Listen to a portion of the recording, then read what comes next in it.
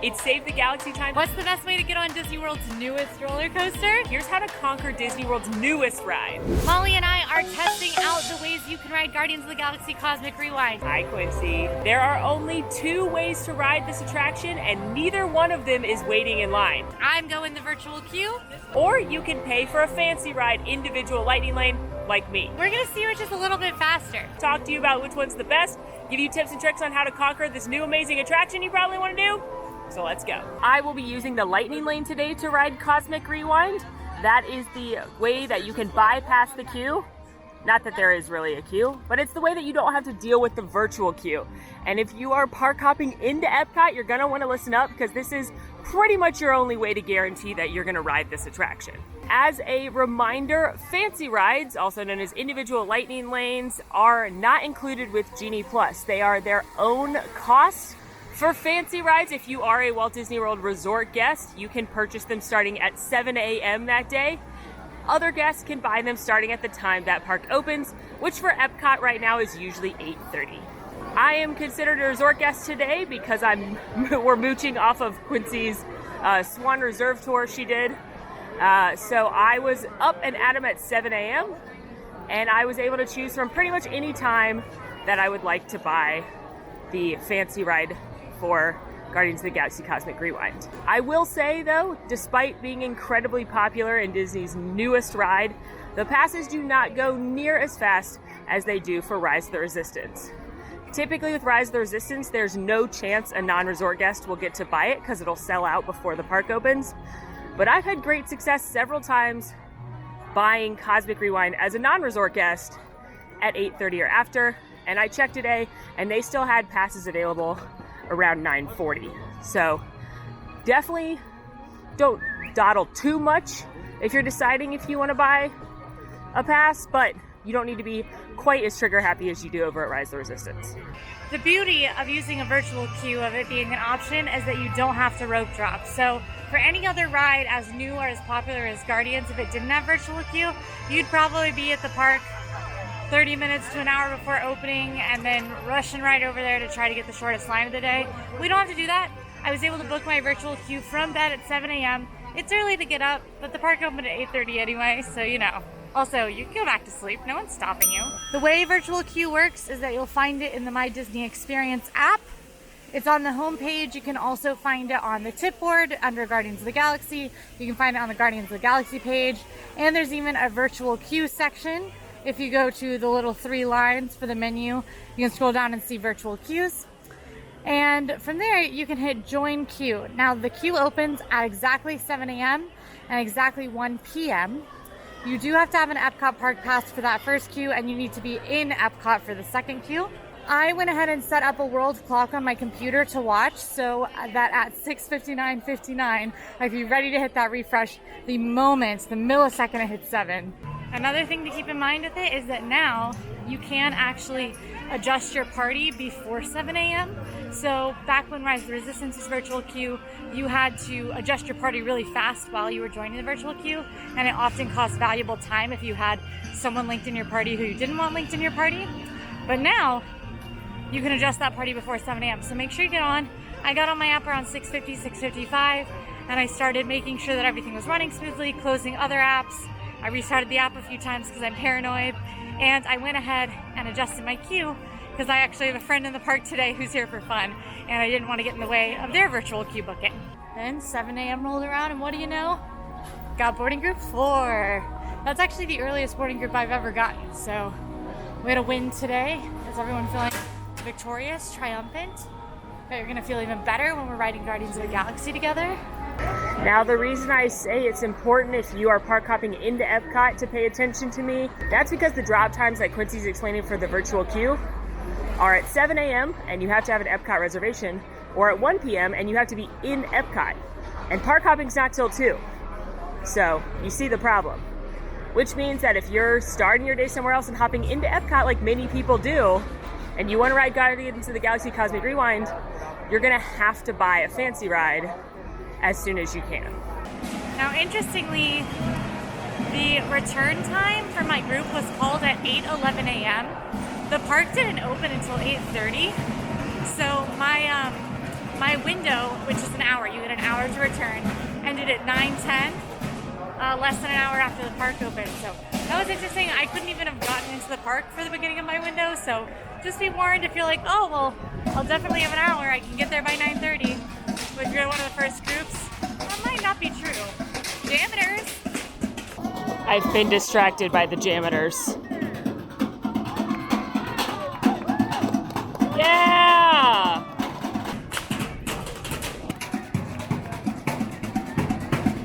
I do love the janitors. Okay, but it's Save the Galaxy time, baby. I'm so excited to ride this ride because I love it. I'm obsessed with it. It's a top 3 Disney World ride for me. It's so fun. I wonder what song I'll get. As you might know, Guardians of the Galaxy Cosmic Rewind is the newest attraction in Epcot. It is a completely indoor roller coaster. It's got a reverse launch, the first ever on a Disney attraction, and it is super, super ridiculously fun. There are 6 different songs you can get. I have gotten 4 of them, so hopefully I get a new one today, or my favorite, which is Everybody Wants to Rule the World. I'm super, super excited to ride. Before I go in, I want to give my motion sickness PSA. I have not gotten motion sick on this attraction, but a lot of people have because of the rotations of the cars. It's a first of its kind Omni coaster, meaning the cars can spin in a complete 360. They never do, they never teacup it, but they just kind of sway and turn as you are going through the coaster in the dark, and there are some screen elements. So I've heard people using C-bands, I've heard people taking Dramamine, I've heard people using ginger oil. It, again, never made me motion sick. I was able to ride it 12 times during the media event, and I was fine every single time. But I also know people that have gotten very, very sick riding it. So use that. I don't want to scare you off of riding this ride because it's amazing. But maybe consider buying a lightning lane for later in the day. So if you do feel sick, you're not wasting a lot of your day. Take some precautions before you ride it. But it's so much fun. Enough talking. Let's get to it. All right, I just scanned in, and I'm starting my timer now to see how long our wait is. Well, let's head on in. Bree Love and I rode the virtual queue in here the other day, and the line was not this far back. It was actually up in the museum gallery.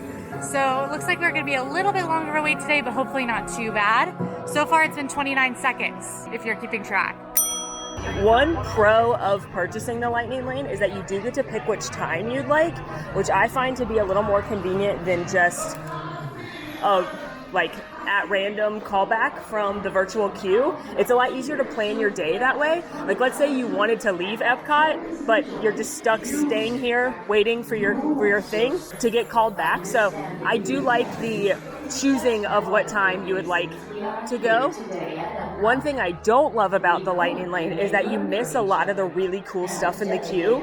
You see the Glaxarium, which is this room, but you miss the whole Wonders of Xandar gallery. You miss the Walt Disney Easter eggs. You miss the model of Xandar City, which is modeled after Progress City, Walt's original dream for Epcot. You miss some funny moments with Terry Crews and the Guardians if you go through the lightning lane. You do get a few elements of the queue with little projections there, and there's some information about Xandar on the walls here, projections here, but you're definitely not getting the full experience. I did a whole video just on this attraction when it opened, and I walked through all the Easter eggs and the details and the full queue and everything. So if you want to see everything, go check that out. But it is pretty convenient that we walked in and we're going to be loaded into the pre-show next. All right, I'm now in the Xandarian exhibits. It's only been 7 minutes. So we are moving and grooving through here, honestly. So that took about 2 or so minutes, and now I will be in the next pre-show. So definitely a time saver. 3 minutes later, I'm in the pre-show. We're waiting outside the pre-show doors at about 15 minutes. So that's a crazy short wait. I have definitely waited a little bit longer for this. I waited about 25 the other day. I know that waits have been up around 40 sometimes, but they're never going to be too long unless the ride has gone down or something else has happened. But just 15 minutes, I'm waiting at the door for the pre-show. Reminder, Disney does stop wait times at the pre-show, so it was just a 15-ish minute wait.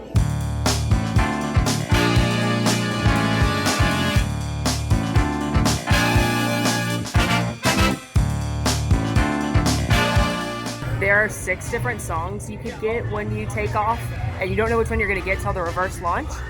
It could be I Run, Everybody Wants to Rule the World, September, Congo, Disco Inferno, or one way or another. And I've had them all.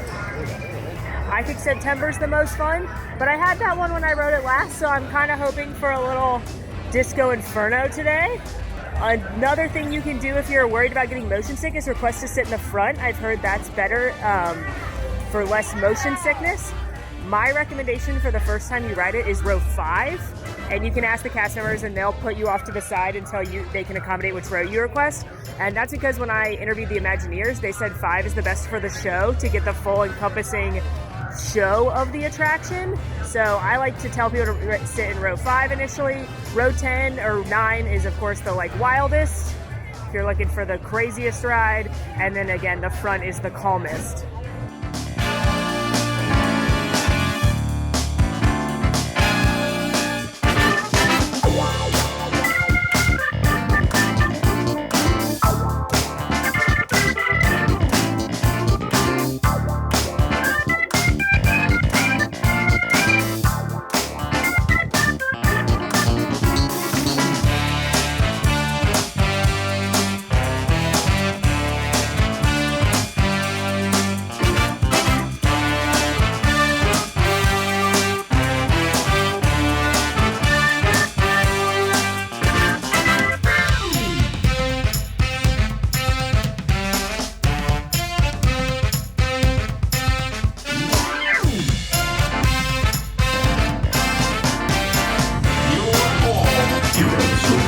Do you really think they deserve to be called heroes? Do you see how they dress? It's just a fit for speech dress. If you ever wondered how to say EPCOT in Xandarian, that's how. And also, here's me. I had so much fun. It was great. Oh gosh, that ride is just so much fun. It is like Space Mountain Rock and Roller Coaster had a beautiful roller coaster baby. It is so smooth, and yeah, it does kind of whip you around, and that's disorienting for people, but for me, the fact that it's so smooth, it's awesome. Also, I know you were wondering, I got Everybody Wants to Rule the World by Tears for Fears, which is not my favorite, but it does feel like you're just kind of floating out in space. I like more of the party vibe of like September and Conga and Disco Inferno, but I like to vibe out with Tears for Fears as well. I'm not sure there's a better way to start a day than by riding Guardians of the Galaxy Cosmic Rewind. That thing was so fun. I Ran, which is actually my least favorite of the songs that I've heard so far. I still haven't heard One Way or Another or Conga. So I'm on a hunt for those. I'll let you guys know when I get them. But I still really love it. I mean, it's so fun. It's so fun. Let's recap the pros of paying for the Lightning Lane. Priority in the pre-show within just a few minutes of walking into the queue. I like the fact that you can choose what time you'd like to ride, so it's easier to plan out your day. And again, if you're park hopping into EPCOT, this is going to be the only way to guarantee that you get to ride Guardians of the Galaxy. The cons of the Lightning Lane, paying for the fancy ride, obviously money, $14 a person, adds up quick. And of course, the fact that you don't get to see the full queue. I really do think this queue is fun, and considering it's not ever going to get too long with it being virtual, you know, you're going to miss out on some really fun details. Quincy, what did you learn over on your end with the virtual queue?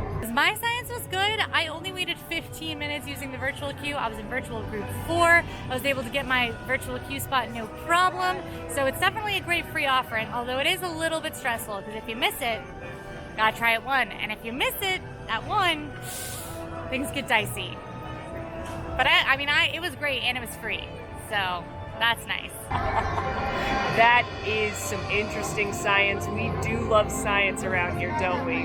My recommendation for Guardians of the Galaxy Cosmic Rewind is if you have an EPCOT day planned, try for the virtual queue first, right at 7 a.m. It fills up within seconds. If you don't get it, then go for the fancy ride because that is going to have a little bit longer. You're going to have a little more time. You don't need to rush right at 7 for that one. So my advice is go for the virtual queue first at 7. If you don't get it, buy it. If you don't want to buy it, then try again at 1. You got to ride this attraction. It is worth the hype. It is a blast. And hopefully this was helpful. Provide you some tips and tricks to ride Disney World's newest attraction. If you liked our science today, go ahead and like and subscribe. Now go watch my video all about Guardians of the Galaxy Cosmic Rewind for all the hidden details and Easter eggs. Bye!